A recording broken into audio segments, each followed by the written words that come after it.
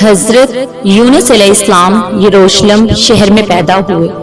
وہ نیک انسان تھے اور ہر وقت لوگوں کی بہتری کے لیے فکر مند رہتے تھے، اس لیے اللہ تعالیٰ نے ان کو اپنا رسول چنا اور انہیں نینوا شہر کے سرکش لوگوں کی ہدایت کے لیے وہاں جانے کا حکم دیا۔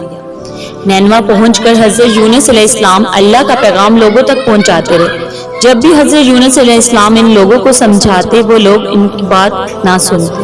حضرت یونس علیہ السلام نے ان کو بار بار سمجھایا، برے کام چھوڑ کر نیک کام کرو اور اللہ تعالیٰ کے عذاب سے ڈرو، لیکن ان نافرمانوں نے اپنے طریقے نہ بدلے تو حضرت یونس علیہ السلام ان سے بالکل مایوس ہو گئے۔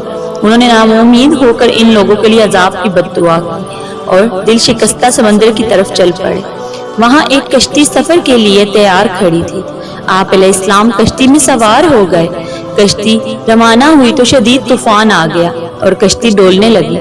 کشتی والے نے کہا کہ ضرور کوئی مسافر اپنے مالک سے بھاگ کر آ گیا ہے۔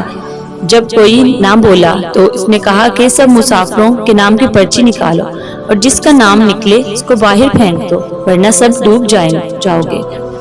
3 دفعہ قرآن اندازی میں بار بار حضرت یونس علیہ السلام کا نام نکلا تو آپ علیہ السلام نے سوچا کہ میں بھی تو اللہ تعالیٰ کے حکم کے بغیر نینوا بستی چھوڑ کر نکل آیا ہوں۔ یہ سوچ کر حضرت یونس علیہ السلام نے سمندر میں چھلانگ لگا دی۔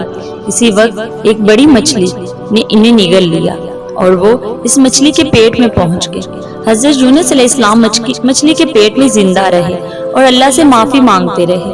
حضرت یونس علیہ السلام نے اللہ سے فریاد کی، یا اللہ، بے شک آپ کے سوا کوئی معبود نہیں، کوئی حامی مددگار نہیں۔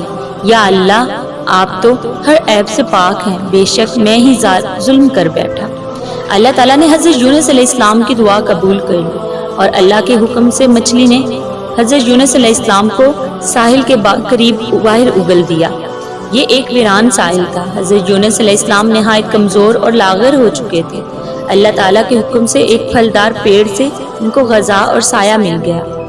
آہستہ آہستہ ان کے جسم میں طاقت آنے لگی۔ اللہ تعالیٰ نے انہیں واپس نینوا جانے کا حکم دیا۔ جب آپ علیہ السلام نینوا پہنچے تو وہاں کے لوگ آپ کی پر اثر تعلیمات کی وجہ سے اللہ تعالیٰ پر ایمان لا چکے تھے، جس پر حضرت یونس علیہ السلام نے اللہ کا شکر ادا کیا اور انہیں اللہ کے دین کی تعلیم دینے لگے۔